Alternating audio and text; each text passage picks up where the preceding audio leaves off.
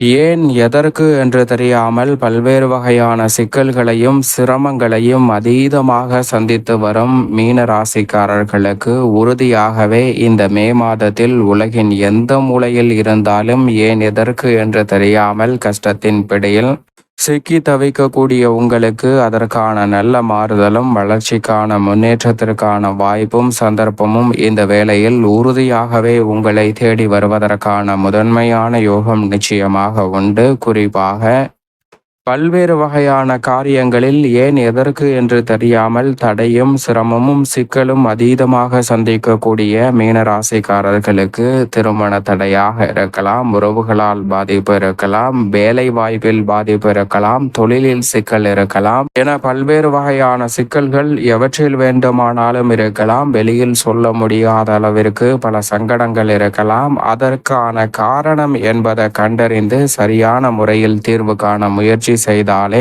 மிக சிறப்பான வாய்ப்பு கிடைக்கும். ஏனென்றால் கிரகநிலைகளின் தன்மைக்கு ஏற்றவாறு 9 கிரகநிலைகளும் நிச்சயமாக சாதகமான அமைப்பில் இருக்காது, அதே போன்று சாதகமற்ற அமைப்பிலும் இருக்காது. எனவே கிரகநிலைகளின் தன்மையை அறிந்து இந்த பிரச்சனை ஏன் ஏற்படுகிறது என்பதை உணர்ந்து செயல்பட்டாலே மிக சிறப்பான மாறுதலும் முன்னேற்றத்திற்கான வாய்ப்பும் நிச்சயமாக மீனராசிக்காரர்களை தேடி வரும். உதாரணமாக, நாம் ஒரு ஆரோக்கிய தொல்லையை சந்திக்கிறோம் என்றால் உடனடியாக மருத்துவரை அணுகுவோம். மருத்துவரை அணுகும் போது அவர் பரிசோதனை செய்துவிட்டு சில எளிய சிகிச்சையை கொடுப்பார்.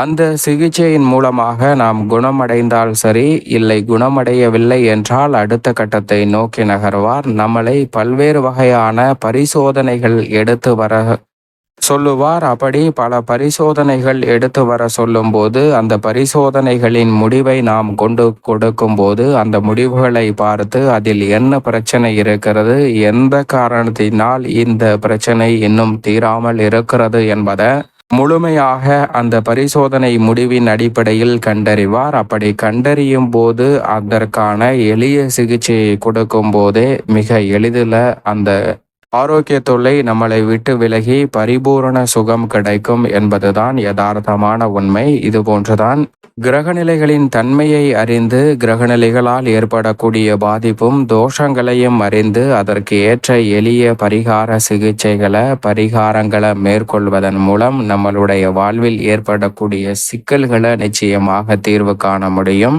அதோடு மட்டுமல்லாது ஏன் எதற்கு என்று தெரியாத பல நிகழ்வுகளுக்கு கூட நம்மளுடைய செயல்பாடுகளை மாற்றுவதன் மூலம் சிறப்பான தீர்வு கிடைப்பதற்கான அற்புதமான வாய்ப்பும் உறுதியாகவே மீனராசிக்காரர்களை தேடி வரும் என்பதில் சந்தேகமே இல்லை.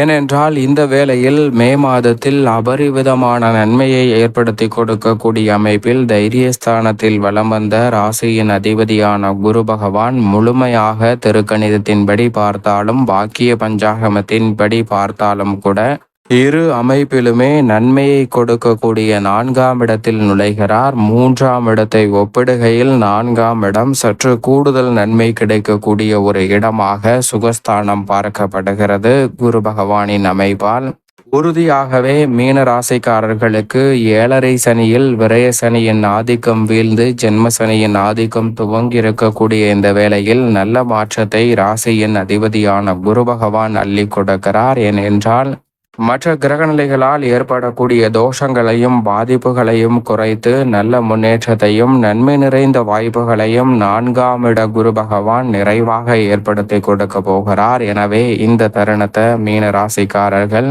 தவறவிடாமல் பயன்படுத்தி கொள்ளுங்கள். குடும்பத்தில் இருக்கக்கூடிய பல சிக்கல்கள் நிச்சயமாக தீர்வு காணப்படும். நீங்கள் நினைப்பதை காட்டிலும் பல காரியங்களில் இருக்கக்கூடிய காரிய தடைகள் விலகி வெற்றி வாய்ப்பையும் முன்னேற்றத்தையும் சந்திப்பதற்கான சூழல் நிறைவாக உங்களை தேடி வருவதற்கான முதன்மையான அதிர்ஷ்டயோக வாய்ப்பை நிச்சயமாக உருவாக்கி கொடுக்க போகிறது என்பதில் சந்தேகமே இல்லை. அதோடு மட்டுமல்லாது சனி பகவானை பொறுத்த வரைக்கும் திருக்கணிதத்தின்படி ஜென்மத்தில் அமர்ந்திருந்தாலும் பாக்கியத்தின்படி விரயஸ்தானமாகிய 12இல் தான் ஆட்சி பலம் பெற்று வருகிறார். அவருடன் ராகுவும் முழுமையாக ஏற்கனவே வாக்கிய பஞ்சாகமத்தின்படி ஜென்மத்தை விட்டு விலகிவிட்டார். திருக்கணிதத்தின்படி முழுமையாக ஜென்மத்தை விட்டு விலகுகிறார். அமருகிறார். அதே போன்று கேது சப்தமத்தில் இருந்து யோகஸ்தானமாகிய 6ல் அமருகிறாருங்க. சனி சாதகமற்ற சூழலை உருவாக்கினாலும் ராகு கேது குரு போன்ற கிரகநிலைகள் அபரிவிதமான நன்மையை ஏற்படுத்தி கொடுப்பதால் இந்த தருணத்தில்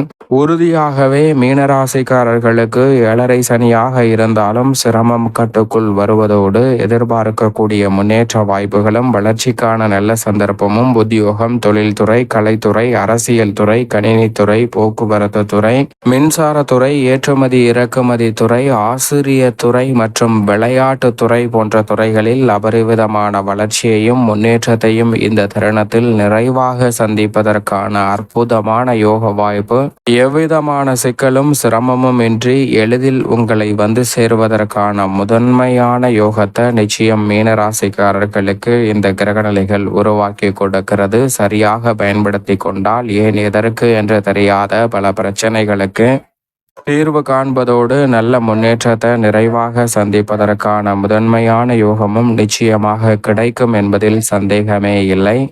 அதோடு மட்டுமல்லாது சுக்கிரன் உச்சம் பெற்று ஜென்மத்தில் இந்த மாதம் முழுவதும் வலம் வருகிறார். இந்த மாதத்திற்கு பிறகு தனஸ்தானத்தில் நுழைகிறார். ராசியின் ராஜ யோகாதிபதியாக இருக்கக்கூடிய சுக்கிரனின் அமைப்பு பல்வேறு வகையான காரிய தடைகளை விலக்கி நன்மையையும் முன்னேற்றத்தையும் நிறைவாக அள்ளி கொடுப்பதற்கான வாய்ப்பையும் சந்தர்ப்பத்தையும் நிச்சயமாக உருவாக்கி கொடுக்க போகிறது. எனவே மிக பெரிய அளவிலான நெருக்கடி, சிக்கல் போன்ற அனைத்துமே இந்த தருணத்தில் கட்டுக்குள் வருவதோடு முன்னேற்றத்திற்கான நல்ல வாய்ப்பும் சந்தர்ப்பமும் உறுதியாகவே உங்களை தேடி வரும் என்பதில் சந்தேகமே இல்லை. அதோடு மட்டுமல்லாது இந்த வேளையில் பூமிகாரகன், மங்களகாரகன், சகோதரகாரகன் என்று அழைக்கக்கூடிய செவ்வாய் யோகஸ்தானம் ஆகிய 6ல் நுழைகிறார். நீச்ச நிவர்த்தி பெற்று பலம் பெறுகிறாருங்க.